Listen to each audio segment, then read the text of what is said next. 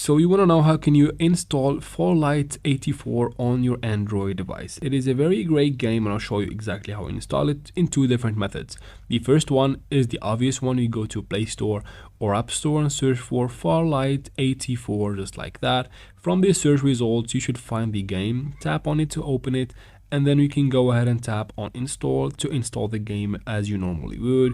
Tap on now and tap on OK in the bottom.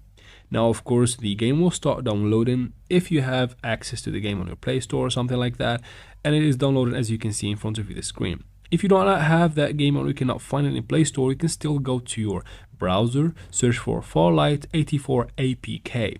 Open the first website or any website. I prefer up to down, it's very direct. Just tap on latest version to download the APK file. Tap again on download, the green button right there, and then tap on download anyway. After that, once the file is downloaded, tap on the APK file and install it, and you should have the game on your device just like that. I hope this video was helpful. If it was, please like and comment down below. Don't forget to subscribe for future videos like this one, and thanks for watching.